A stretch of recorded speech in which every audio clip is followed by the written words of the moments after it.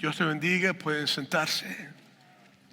Para aquellos que no me conocen, soy el pastor Moisés Bejarano y tengo el privilegio de pastorear aquí junto a un equipo pastoral muy increíble, hombres y mujeres llenas del poder de Dios, con un amor precioso y con deseo de servir todo el tiempo.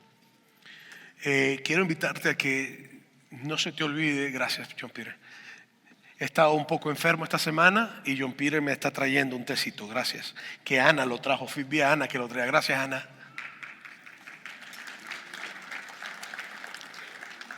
Entonces, quiero invitarte que al finalizar el servicio a la 1 de la tarde, bueno, el servicio termina como a las 12:15 aproximadamente, 12:20 máximo. Quiero invitarte a que no te pierdas nuestro picnic. Es de traje, entonces tú traes algo, ¿no? Traes silla, traes cosas, y traes comida, ¿no? Y va a haber, pero la iglesia está poniendo también perros calientes y quesadillas. Así que si no tienes para traer, quédate por favor, que todos podemos compartir, ¿ok? Entonces si tú dices, pastor, lo lamento, no tengo para comprar nada, no ha pasado nada. Aquí va a haber comida. Así que te invito a que te quedes y que disfrutes de un buen momento. Amén. Muy bien, entonces, si es tu primera vez, quiero dar la bienvenida a aquellos que nos están viendo en las cámaras. Quiero darles la bienvenida e invitarte a que nos dejes saber que estás viéndonos y que escribas ahí en el chat que estás aquí con nosotros y nuestros anfitriones te van a felicitarte pues o darte la bienvenida nuevamente. Así que quiero invitarte a que nos dejes saber que estás con nosotros. Y si tú estás aquí, también es tu primera vez, por favor pasa a la mesa de bienvenida. Ahí hay una información de la iglesia. Y si al finalizar el servicio dices, wow, creo que este es el lugar donde Dios quiere que esté, o quiero saber más de esta iglesia, te invito a que pases a la mesa de los próximos pasos. Ahí tienen toda la información sobre los grupos pequeños, los grupos de los miércoles, sobre actividades, clases que estamos haciendo para que puedas también ser bendecido en esa área. Muy bien, entramos en lo que hemos llamado Salmos versus Cultura, lista musical de verano. Y quiero recordarte que nuestro objetivo no es atacar a la cultura. Okay, esto no es un asunto de agarrar la cultura, destrozar las canciones, destrozar a las personas, destrozar nuestra cultura y decir que todo está mal. No estoy diciendo eso. Nuestra cultura tiene cosas muy buenas, así como también tiene cosas muy malas. Entonces, pero hoy quiero hablarte sobre una canción de cómo vencer el temor. Y voy a enfocarme en el Salmo 27. Y te voy a contar una historia que está muy cercana a mi corazón. Aquí está mi hermana hoy con nosotros, siempre viene. Mi hermana Gigna, decimos por cariño la negra. Lo cual es muy bueno en Venezuela. Mi esposa María sabe que eso es bueno. Los venezolanos que están aquí saben que cuando te llaman en Venezuela negro, eso es un piropo. Eso es bueno. Eso es muy bueno. A mí me llaman el negro árabe en Venezuela, no mentira. Pero bueno. Entonces, esta historia cuando yo la cuente ella se va a acordar muy bien porque ya estaba en este lugar. Tengo que decirte que la primera vez que yo sentí ansiedad de una forma muy descontrolada, de paso no comprendía lo que estaba sintiendo, solamente sentí que mi corazón se salía del pecho. Era como literalmente como que si estuviera un carro a 100 millas por hora en mi corazón y eso era todos los días. Tú. ¿Te ha pasado eso alguna vez? Claro que sí. Normal, ¿verdad? Y me acuerdo que me cubrió como una nube oscura en mis pensamientos y mis pensamientos se llenaron de temor. Y sentía como que no pude enfocarme en más nada, sino solamente escuchar lo que estaban diciendo. Creo que tenía como entre 8 años aproximadamente, si no casi llegando a los 9, como 8 años. Y mis padres se sentaron en la sala de la casa y nos reunieron a todos. ¿Te acuerdas? ¿Sí o no? Ya vas a ver lo que vamos a hablar. Entonces, mis padres nos reunieron en la sala de la casa y nos sentaron a todos. Y con mucho cuidado y preocupación, mi papá nos explicó que la situación política del país y por su posición como superintendente o presidente de las iglesias cristianas en la Asamblea de Dios de Venezuela, estaba recibiendo llamadas de amenaza. ¿Ahora sí te acuerdas? Ok, ahora sí te acuerdas. Estaba recibiendo llamadas de amenaza en contra de nuestra familia, en contra de nosotros, mis hermanos, en contra de mi hermana, en contra de mi mamá, en contra de él. Amenazas de sembrarnos con droga, amenazas de desaparecernos, amenazas de matarnos, amenazas de esa índole. Amenazas. Había una situación política en el país muy fuerte en aquel entonces y mi papá tenía una posición que era nacional y escribía en el periódico cosas que no debería escribir porque podían traer peligro de vida, pero Dios le dijo escríbelo y él empezó a escribirlo. Eran cosas donde literalmente hablaba sobre la situación política del presidente y las cosas que estaba haciendo. Entonces, me acuerdo claramente que él nos dijo que estaba preocupado, y mi mamá también, por el bienestar de la familia y la seguridad de la familia. Y siguió diciéndonos que uno de los pasos que teníamos que tomar como familia era sacar a mi hermano Isaí, mi hermano el mayor de los varones. Y empezó a hablar de que la razón es porque Isaí, creo que tenía como 16, 17 años en aquel entonces, 17 años, y empezó a hablar y empezó a decir que por la situación y porque estaban levantando sus movimientos paramilitares, movimientos guerrilleros, y el gobierno estaba hablando quizás de reclutamiento forzado, y pues ahí había muchas conexiones con lo que era el palacio de gobierno, diputados y diferentes tipos de generales, y esa información todo llegaba. Entonces lo que empezó a hablar fue la necesidad de sacar a Isaí porque era el varón mayor, y en caso de una situación pues, de pelea siempre agarran a los hombres que sean mayores para pelear. Y después habló de la necesidad de sacarnos a cada uno de nosotros, lo más probable. Y la parte que más ansiedad causó en mi corazón fue cuando dijo, y yo y su mamá nos quedamos. Y yo dije, ¿cómo? Y el objetivo era quedarse a seguir liderizando la iglesia cristiana, que es lo que estaban haciendo en el país, por lo menos con un sector de la iglesia cristiana. Y después nos miró a todos y nos dijo estas palabras que he vivido con estas palabras en mi corazón desde que acepté a Jesús, y en los últimos años he vivido mucho en estas palabras y las creo y se las he dicho varias veces a ustedes y quiero que se las digas a tus hijos porque esto es verdad 100%. Nos dijo, vendrán momentos en el mundo en que el único lugar seguro en la tierra será estar en la presencia de Dios. Fueron las palabras que nos dijo. Como unos 2 años quizás más tarde, o 1 año más tarde, aproximadamente cuando ya estaba como para los 11 años yo, Isaí partió a Nueva York.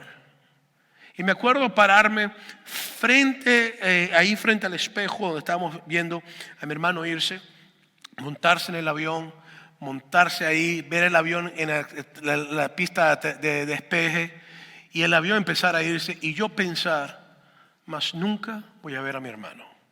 Y me recuerdo también saber, mi familia se va a separar y más nunca vamos a estar juntos. Me acuerdo claramente pensar eso. Y me afectó mucho y lo creí. Y de hecho, mi corazón se llenó de mucho temor. Y lo más triste es que así se reconvirtió. Se hizo una realidad. Todos salimos para diferentes partes. Y por muchos años estuvimos separados. Totalmente separados. Sin embargo, de acuerdo a los investigadores de la Universidad del Estado de Pensilvania, solo el 8% de tus preocupaciones y de las mías ocurren. Hay varios estudios que se han hecho de esto y yo escogí entre todos porque unos te decían el 7%, otros te decían el 6%, pero este decía el 8%, entonces yo me quedé ahí. Eso quiere decir que el 100% de las veces que tú te preocupas, solamente el 8% ocurre y el 92% de las veces que estás preocupado no ocurre. Entonces, si esta cifra es cierta, quiere decir que el 92% de las veces que yo estoy preocupado, me lleno de temor, de ansiedad, de preocupación, son una pérdida de tiempo de mi vida, que me quitan la paz, te quitan tu calma, te sacan canas verdes. ¿Usted nunca ha visto canas verdes? Yo sí. Te hacen caer el pelo, te quitan el sueño, te hacen comer de más y te sacan una barriguita preciosa. O simplemente pues te quitan el apetito y te hacen un chupado esquelético bello, hermoso. O empiezas a pelear con todo el mundo. O te deprimes o empiezas a sentir que te estás volviendo loco. Pero aunque esto sea cierto, de todas maneras, en nuestra mente y en nuestro corazón se ha hecho un masoquista y ha terminado adicto al placer del temor, al placer de la ansiedad, al placer de la depresión. Hay personas que cuando escuchan algo, automáticamente sus mentes y su corazón los lleva a ese camino. Y ahí se quedan. Puede durar semanas, días, meses, años a veces. Y lo interesante es que hasta un placer, discúlpeme, lo interesante es que hasta que pareciera que fuera un placer para la gente a veces, porque los despechados por lo menos, a la gente que los bota en el despecho, hay gente que le encanta estar despechado. A los cantantes, a los músicos, escriben tremendas canciones cada que están despechados. Y después se hacen ricos con su despecho. ¿Tú se has puesto a pensar en eso? Entonces es un placer, hasta hermoso hasta cierto punto, que te causa ansiedad, te causa depresión, pero no es beneficioso, ni es donde Dios quiere, discúlpenme, que tengas a tu corazón. Oigan, este mensaje me va a tener que tener mucha misericordia, ¿eh? Entonces, te hago una pregunta. ¿Qué es lo que más causa temor en tu vida? ¿Qué es lo que cuando tú piensas en eso te hace sentir que esto puede causarme ansiedad? Me refiero a estas cosas que cuando las piensas como que de repente un pasito de tu corazón deja de ocurrir. En veces, en ocasiones, en reuniones con personas, hay gente que me dice, pastor, yo tengo miedo que mi pareja me sea infiel. Y cuando me reúno con la pareja, ni por la mente le está pasando la I de infidelidad por su cabeza. Hay otros que me dicen, pastor, yo tengo miedo de quedarme solo, que mis hijos me abandonen, que me metan en un ancianato. Y cuando me reúno con los hijos me dicen, pastor, pero si yo tengo el cuarto, la cama, tengo hasta nevera en el cuarto, tengo televisión, tengo todo, ya le saqué copia a la llave. Y le dije a mi papá, le dije a mi mamá que se vinieran y me dijeron que no quieren ser carga de nosotros. Y estoy luchando para que se vengan. Pero cuando hablan conmigo están súper preocupados porque piensan que nos van a abandonar. Hay otros que cuando hablo con ellos le tienen miedo a la muerte. Me dicen, ¿y qué si cuando yo me muera no pasa nada y todo lo que se dice que se va a ocurrir es mentira? Yo le digo, bueno, pero si tú tienes preocupación porque cuando te mueras no pasa nada, ¿qué pasa? Nada. Entonces, ¿cuál es tu preocupación? Si no pasa nada. Pero es que yo no quiero creer algo. Ah, no, lo tuyo es otra cosa. Entonces, el asunto es que hay otros que tienen miedo que se les muera un familiar. Y te tengo malas noticias. Y por favor, aquí tenemos varios médicos, así que si se te acelera el corazón, los buscas a ellos ahorita mismo y te damos CPR. No ha pasado nada. Te tengo malas noticias. El 8% de tu preocupación de que un familiar se te va a morir va a ser verdad. Porque si tú naciste, tienes fecha de caducidad. Te vas a morir. Toda persona que nace, muere. Entonces, esa preocupación que tú tienes no es una preocupación, es una realidad. Entonces, el asunto es que hay personas que están pensando en eso y el temor y la ansiedad no les permite disfrutar a la persona que tienen al frente. Entonces andan pensando, mi mamá se va a morir. Muchacho, cómprale flores a tu mamá. Llévala a comer. Que mi esposa se va a morir, que no sé qué broma. Yo te voy a decir lo que dice Oscar de León. Sácala, llévala al cine, cómprale un ramo de flores. Se acabó el problema. ¿Me entiendes? O sea, no que simplemente va a haber una circunstancia difícil en mi hijo y que se va a morir. Si tu hijo está enfermo y los médicos han dicho que se va a morir, primero crea a Dios que Dios pase un milagro. Si Dios no lo hace, disfruta los últimos días que tu hijo tenga contigo. Y hazle su vida lo más placentero que puedas hacérsela. ¿Estás conmigo?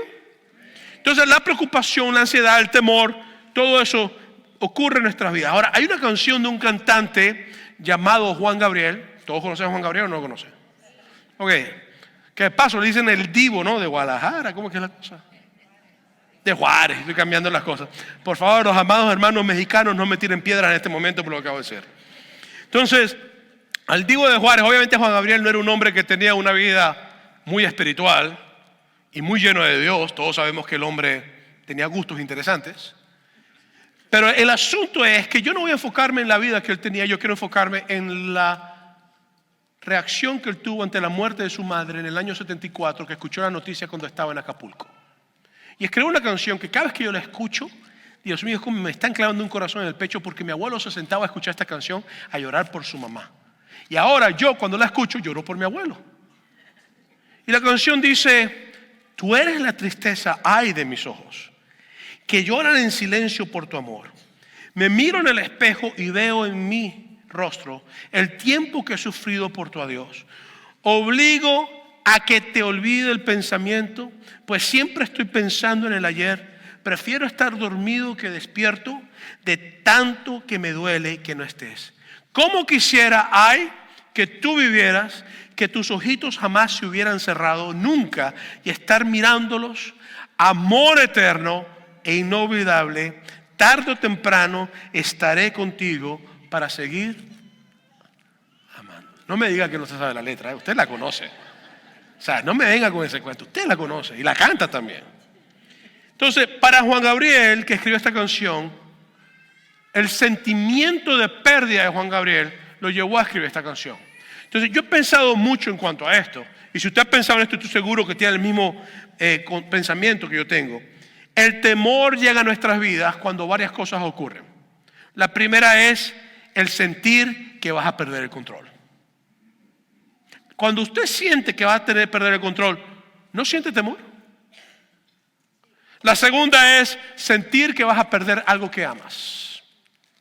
El momento que tú sientes que vas a perder a alguien que tú amas o algo que tú amas, te preocupas, te llenas de temor. También es perder lo que te gusta, no solamente lo que amas, lo que te gusta. O perder la paz. Hay personas que están con paz y tienen miedo a perder la paz y pierden la paz y entran en temor. O el hecho de perder la vida. Lo interesante es que el temor comienza con el sentir de perder algo importante en tu vida. Toda persona que entra en crisis, que entra en ansiedad, que crean algo, es porque en su mente llega un pensamiento que lo hace pensar que va a perder algo. Su dignidad, su hombría. Oye, no existe palabra para mujer, ¿verdad? Hombría existe, pero no. Eso es machista dentro del latino, ¿verdad? No existe, dése cuenta, hombría, como mujería, sí es mujería. Vamos a inventarla, y si no chequen el diccionario. Su hombría, su mujería. Ya me va a mandar un texto uno de ustedes diciendo, pastor, no invente palabras. Entonces, el asunto es que, sin importar la condición espiritual que tú tengas, literalmente, todos pasamos por el temor de perder algo. Todos. Sin importar si eres un cristiano que asiste a la iglesia todos los domingos y te tiras de rodillas todas las noches, todas las mañanas y oras 25 horas al día. Todos pasamos por el temor de perder algo. O no importa si eres una persona que tienes una vida que no busca a Dios, vas a pasar por el temor de perder algo. Entonces quiero hacerte una pregunta. ¿Cómo enfrentas tus temores? ¿Qué actitudes tú tienes? Y la otra pregunta que para mí es importante es, ¿cómo actúas cuando el temor que tú tienes se cumple en realidad? Cuando ese 8% viene a ser verdad.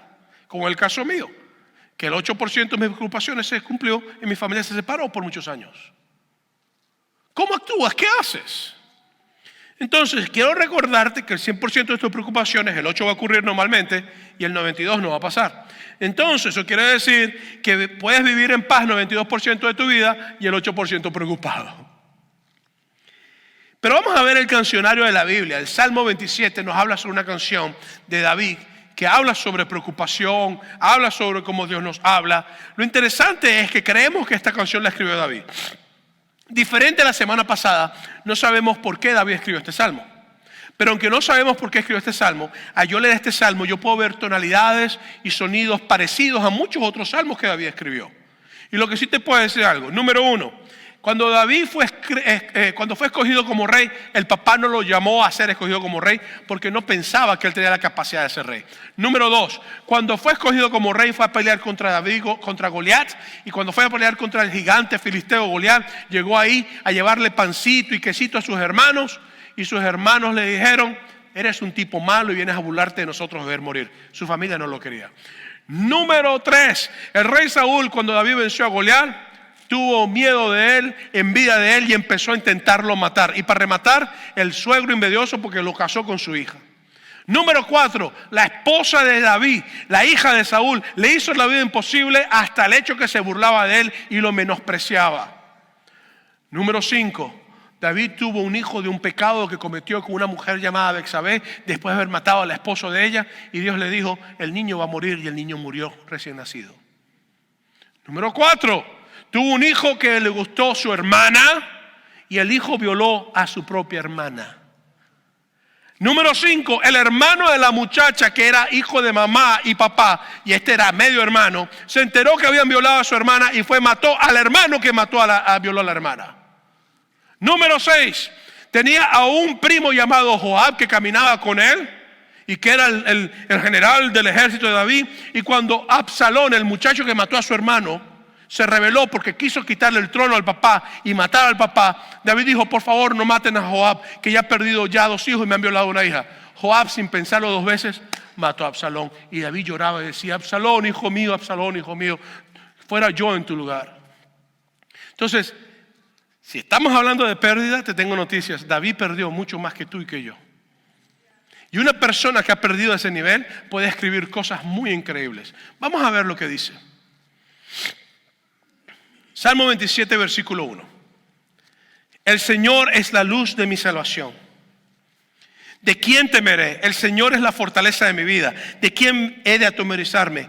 Cuando se juntaron contra mí los malignos, mis angustiadores y mis enemigos, para comer mis carnes, ellos tropezaron y cayeron. Entonces, después de todo lo que yo te he dicho, que el hombre pueda decir, el Señor es mi luz, ¡wow! Y que el hombre pueda decir, el Señor es mi salvación, ¡wow!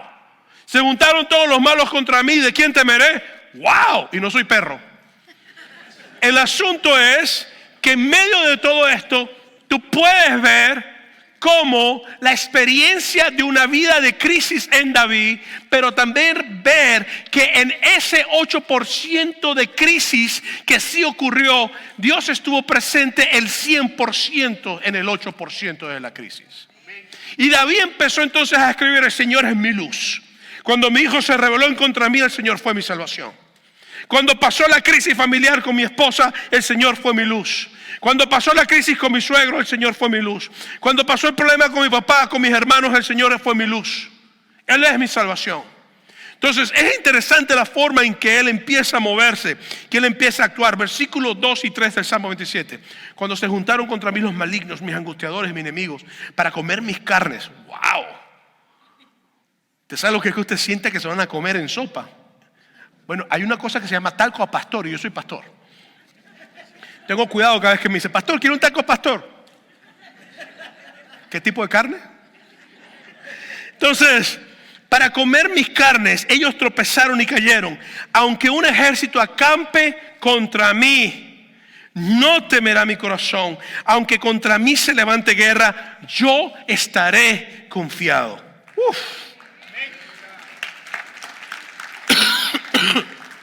¿Por qué? Porque en las crisis es la forma más hermosa de ver la mano de Dios actuar.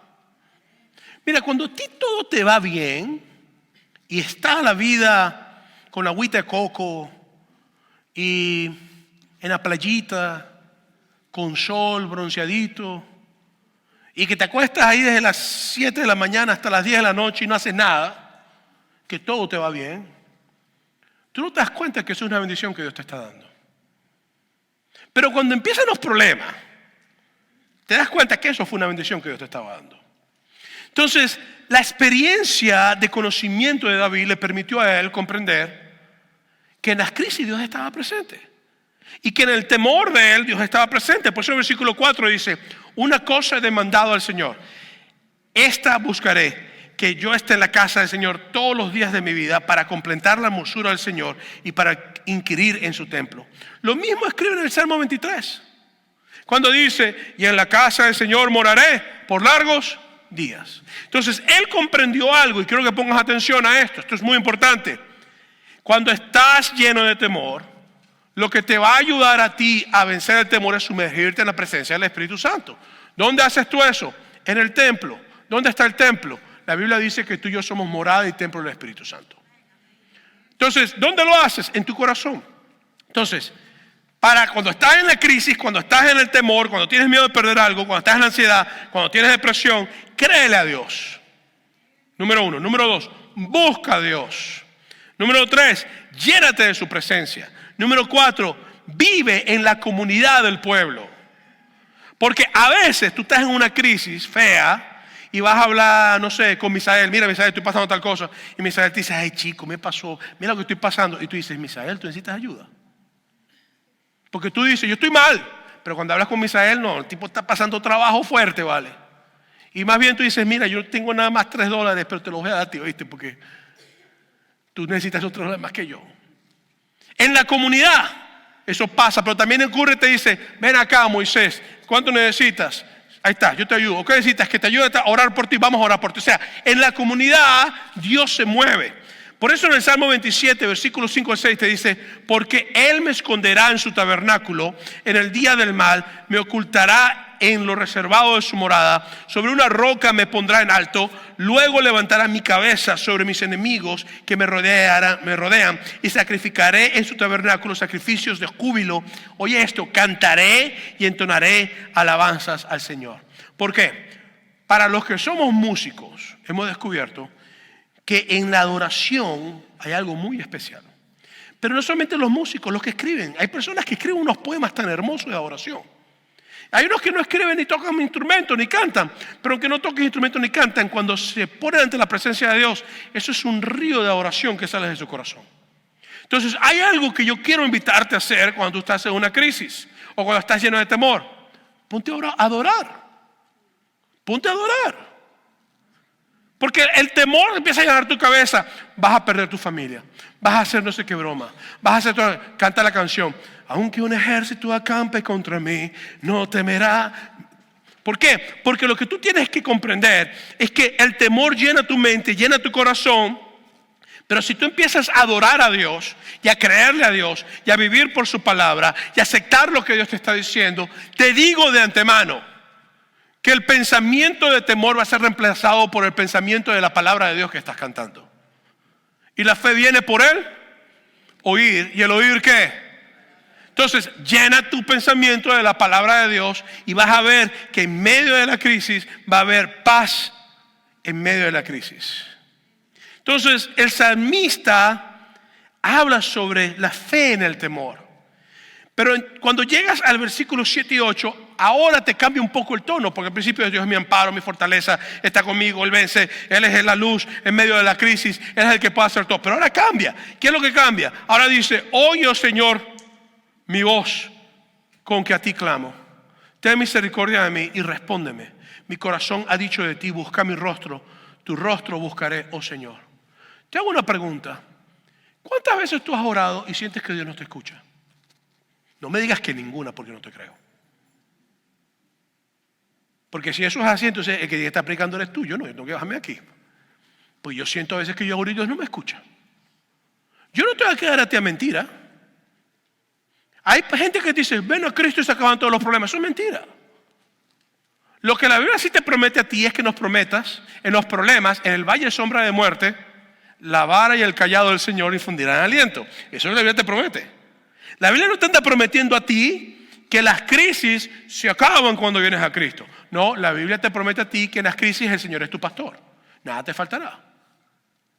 Entonces, David empieza a decir claramente, óyeme Señor, mi voz con que clamo a ti, ten misericordia de Dios, por favor respóndeme. Después que dijo, tú eres mi sustento, tú eres mi luz, tú eres todo. Porque esta es la reacción normal de un ser humano que está pasando por crisis. No me vengas con ese cuento de hiperespiritualidad. Yo estoy pasando por una crisis, pero estoy bien, todo está bien. ¿De verdad? Sí, tranquilo, pastor. Si necesitas me llama, no lo voy a llamar, pastor. ¿Por qué no? Yo estoy bien. Y en las noches está llorando solo encerrado en el cuarto. Y después lo ve. Hey, ¿qué necesitas? Nada, yo estoy bien. Óyeme, ¿es normal que si se muere un familiar tú llores? Anormal es que se muere un familiar y la gente diga, la Biblia dice en Romanos capítulo 8, el Señor a los que aman a Dios, todas las cosas les ayudan a bien. Yo cada vez que entreno a líderes para el ministerio le digo, no me usen ese texto para gente que ha muerto. No está bien. ¿Cómo le hace una persona que se murió su familiar, a los que aman a Dios, todas las cosas de Dios? Era mejor que él muriera. ¿Cómo vas a decir tú eso? Eso es insensible. ¿Estás conmigo? Porque los veo muy serios. O tu tío murió, tu esposo murió. Ten confianza, hermana, está en mejor lugar. Sí, está bien, está viviendo la vida buena, pero ya está llorando porque se murió. Entonces, el salmista te dice claramente que hay lugar para llorar en la presencia de Dios. Entonces, te doy carta verde para que llores en la presencia de Dios cuando tengas que hacerlo. Y cuando sientas que Dios no te escucha, díselo, oye viejito, ¿no me estás escuchando o qué vale? Por favor, me siento que nadie me escucha, escucha mi clamor. Pero después te dice algo, porque Cuando David estaba huyendo de Absalón, su hijo, que lo quería matar, David escribió otro salmo. Y ese salmo, el Salmo 3, dice: oh Señor, cuánto se han multiplicado mis adversarios. Muchos son los que se levantan contra mí. Muchos son los que dicen: de mí no hay para él salvación en Dios. Mas tú, Señor, eres escudo alrededor de mí, mi gloria y el que se levanta mi cabeza. Con mi voz clamé al Señor y él me respondió desde su monte santo. Entonces en el Salmo 27 está diciendo: escúchame. Y en el Salmo 3, cuando el hijo está buscando para matarlo, dice: tú me respondiste. ¿Por qué? Porque el muchacho que no llora, no come. Si tú ves un niño recién nacido y el niño no llora, tú le das biberón, no le das nada, pues no tiene hambre. Entonces, si tú quieres que Dios responda, llora. Como un muchachito recién nacido. Pide esa leche que Dios da. Pide esa comida. Entonces, no podemos ser nosotros tan hiper espirituales y ser más espirituales que el Espíritu Santo. No funciona. Entonces, David con su hijo dice: tú has respondido. Y después aquí te dice: clamo y siento que no me escuchas. ¿Cuántos de ustedes tienen años orando por un familiar, por años ya? Y a lo mejor sientes que Dios no ha respondido. ¿Cuántos de ustedes están orando para que Dios los sane de una enfermedad? A lo mejor sientes que no está respondido.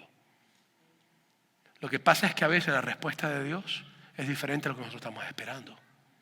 Y eso es otra realidad. A veces la respuesta de Dios no es sanarte físicamente, sino sanar tu corazón de dolor. A veces la respuesta de Dios no es sanar físicamente, sino sanar tu mente y tu corazón de adicciones que tienes.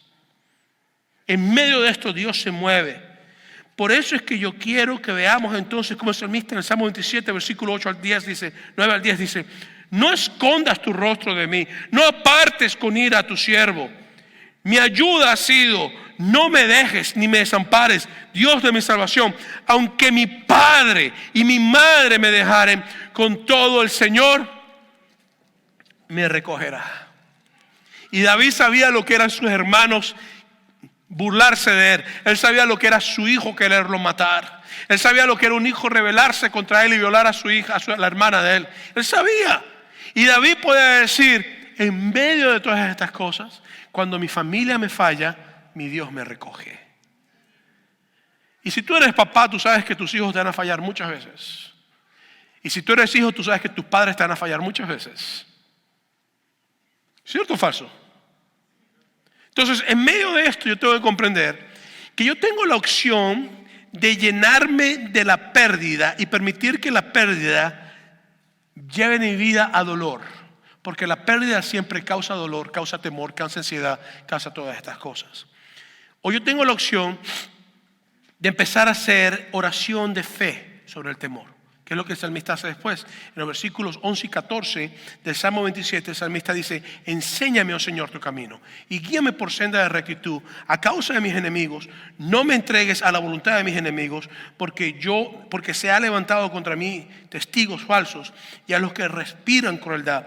O huiré yo desmayado si no creyese que veré la bondad del Señor en la tierra de los vivientes. Aguarda al Señor, esfuérzate y aliéntese tu corazón si espera al Señor. Entonces, todo ser humano ha pasado por momentos de temor por razones de pérdida. David no fue la excepción, tú no vas a ser la excepción tampoco. Volvamos a la canción de Amor Eterno de Juan Gabriel. Él escribe: yo he sufrido tanto por tu ausencia, desde ese día hasta hoy no soy feliz. Eso es interesante. Está hablando de una pérdida que quita la alegría, y creo que todos hemos experimentado eso. Y aunque tengo tranquila mi conciencia, sé que pude haber hecho más por ti. Oscura soledad estoy viviendo, la misma soledad de tu sepulcro. Tú eres el amor del cual yo tengo el más triste recuerdo de Acapulco. Entonces, esta canción de duelo me demuestra que la realidad del ser humano ante el sentimiento de pérdida es dolor y temor.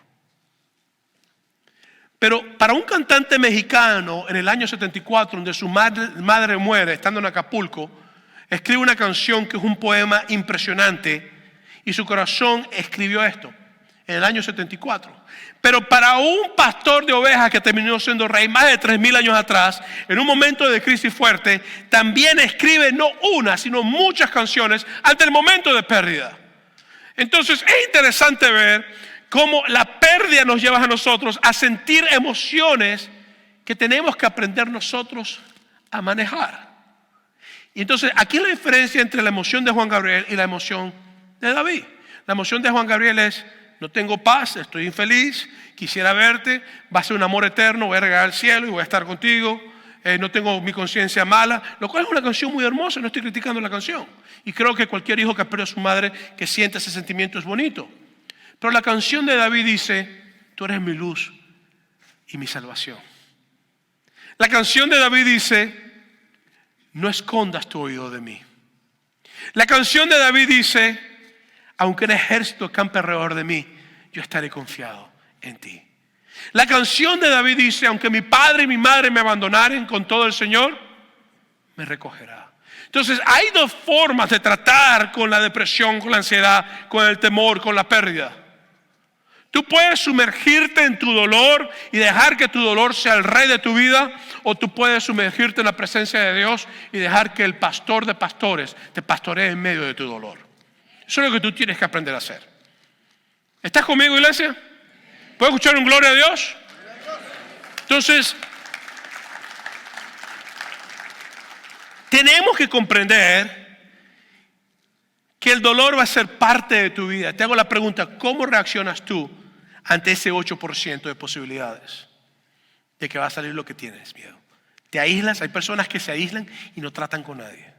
Hay otros que se deprimen a un punto que, bueno, pues eso es, entras al cuarto y hay hasta nubecitas botando agua con truenos dentro del cuarto. Hay otros que simplemente pelean con todo el mundo, parecen carritos chocones. Chocan con todo el mundo. Y cuando vienes a ver, es un asunto de dolor interno que tiene. Hay otros que le echan la culpa a todo el mundo. Tú eres culpable por esto, tú. Hay otros que buscan a Dios. Entonces, ¿cómo reaccionas tú con el dolor? Entonces, quiero hacerte varias invitaciones. Por eso, en tu temor, te invito a que te acerques a Dios. Tú puedes acercarte a tu dolor y tu temor y tu pérdida, o tú puedes acercarte a Dios. ¿Qué vas a escoger? No solamente te invito a que te acerques a Dios, sino que quiero invitarte también, aparte de eso, que te acerques a Dios con confianza. Acércate a Dios con confianza. Confía que Dios está haciendo algo, que Él va a hacer algo, y que aunque te duela, es parte del proceso de la humanidad. Todo el mundo se va a morir, incluyéndote a ti. ¿Es la verdad? Al menos que Cristo venga y nos vayamos los que estamos en Cristo con Él. Pero antes que Cristo venga, todo el mundo se va a morir. Y en el proceso de muerte, tú vas a llorar. Y en el proceso de muerte, tú vas a ver a tu familiar y vas a estar de entierro y vas a sentirte mal y vas a sentir un vacío. Pero también vas a aprender a vivir y vas a ver vida nueva salir de tu familia. Y vas a ver la mano de Dios también. Y vas a ver al pastor de pastores pastorearte. Entonces te invito a acercarte a Dios con confianza. Pero no solamente con confianza, te invito a acercarte a Dios con confianza y deja que la paz de Dios llene tu corazón. Mire, paz de Dios en un corazón dolido no implica que el dolor se va. La gente piensa: ¿cómo estás? Tengo que estar en victoria. Óyeme, y con esto voy a concluir. Escúcheme muy bien. Estar en victoria no es estar todo el tiempo feliz. Estar en victoria es saber que en la crisis el Espíritu Santo está. Estar en victoria es saber que aunque no comprendes lo que está haciendo, tú sabes que Él está haciendo algo. Estar en victoria es creerle a Dios por encima de tu dolor. Eso es estar en victoria. Estar en victoria es poder levantarte en las mañanas diciendo: yo sé que mi Redentor vive. Estar en victoria es cuando pierdas poderte parar y decir: Dios dio, Dios quitó, bendito sea el nombre de Dios. Entonces, en medio de todas estas cosas, yo te invito a que dejes que la paz de Dios llene tu gozo. Y entonces, en ese proceso, empieza a buscar a Dios con todas tus fuerzas, con todas tus ganas, con todo tu corazón. Y te dejo con la canción hermosa del salmista. Oye, oh Señor, mi voz, con que a ti clamo. Ten misericordia de mí, respóndeme. Mi corazón ha dicho de ti: buscad mi rostro. Tu rostro buscaré, oh Señor, No apartes con ira a tu siervo. Mi ayuda ha sido, no me dejes ni me desampares, Dios de mi salvación. Aunque mi padre y mi madre me dejaren, con todo el Señor me recogerá.